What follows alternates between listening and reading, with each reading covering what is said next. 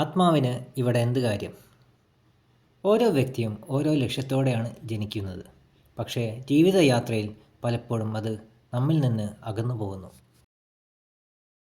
ചെറുപ്പത്തിൽ നമ്മളൊക്കെ വലിയ സ്വപ്നങ്ങൾ കണ്ടു. Doctor, engineer, teacher.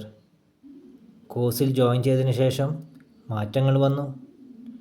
വിവാഹത്തിന് ശേഷം സ്വപ്നങ്ങൾക്ക് മാറ്റമുണ്ടായി.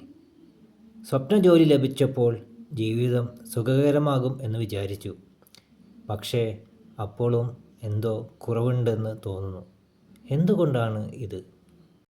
കാരണം വഴിയിൽ പലപ്പോഴും നമ്മൾ യഥാർത്ഥത്തിൽ ഇഷ്ടപ്പെടാത്ത കാര്യങ്ങൾ ചെയ്യുന്നു. നമ്മെ തളർത്തുന്ന സാഹചര്യങ്ങളിൽ നാം തുടരുന്നു.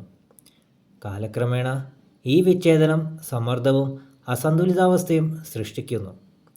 അത് നമ്മുടെ ആരോഗ്യത്തെയും ബന്ധങ്ങളെയും നമ്മൾ ഒരിക്കൽ അടുത്ത് കണ്ട സ്വപ്നങ്ങളെയും ബാധിക്കുന്നു. ഇവിടെയാണ് രോഗം ആരംഭിക്കുന്നത്. മനസ്സും ശരീരവും യോജിപ്പിൽ നിന്ന് വീഴുമ്പോൾ.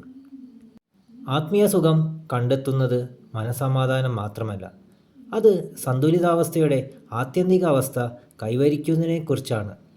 ഇതാണ് നാം വിളിക്കുന്ന മോക്ഷം അല്ലെങ്കിൽ സമാധി. അപ്പോൾ ആത്മീയ ആരോഗ്യത്തെ കണ്ടെത്താൻ എങ്ങനെ തുടങ്ങാം? നിങ്ങളുടെ സ്വപ്നങ്ങളിലേക്ക് വീണ്ടും മടങ്ങാൻ എന്താണ് മാർഗം? നിങ്ങൾ സ്വയം ചോദിക്കുക, എൻ്റെ ബാല്യകാല സ്വപ്നങ്ങൾ എന്തായിരുന്നു? ഇപ്പോൾ എൻ്റെ ജീവിതത്തിന് അർത്ഥം നൽകുന്നത് എന്താണ്? നിങ്ങൾ ആഗ്രഹിക്കുന്ന ജീവിതം എങ്ങനെ വേണം?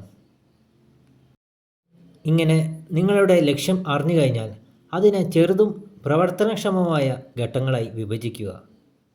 നിങ്ങളുടെ ലക്ഷ്യങ്ങളെക്കുറിച്ച് ദിവസവും ധ്യാനിക്കുക. അവ ദൃശ്യവൽക്കരിക്കുക. ശ്രദ്ധയും സ്ഥിരമായ പരിശ്രമം വഴി അവയിൽ ജീവൻ നൽകുക. ചില സ്വപ്നങ്ങൾക്ക് സമയമെടുക്കും, മറ്റുള്ളവ വേഗത്തിൽ യാഥാർത്ഥ്യമാകും. ക്ഷമയോടെ കാത്തിരിക്കുക. പ്രപഞ്ചം അവരെ ശരിയായ വഴിയിലും ശരിയായ സമയത്തും നിങ്ങളിലേക്ക് കൊണ്ടുവരുമെന്ന് വിശ്വസിക്കുക. പാത വ്യക്തമല്ലെന്ന് തോന്നുമ്പോഴും സ്ഥിരത പുലർത്തുക. നിങ്ങൾ നിങ്ങളുടെ ലക്ഷ്യവുമായി ഒരുമിച്ച് പ്രവർത്തിക്കുമ്പോൾ അത്ഭുതങ്ങൾ നടക്കുന്നു.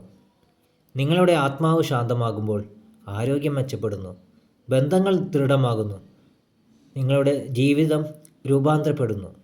ഇതൊരു ലക്ഷ്യസ്ഥാനം മാത്രമല്ല, വീണ്ടും കണ്ടെത്തലിൻ്റെയും രോഗശാന്തിയുടെയും ഒരു യാത്രയാണ്. അവിടെ നിങ്ങൾ ആത്യന്തികമായ സമാധാനവും പ്രപഞ്ചവുമായുള്ള ഐക്യവും കണ്ടെത്തുന്നു.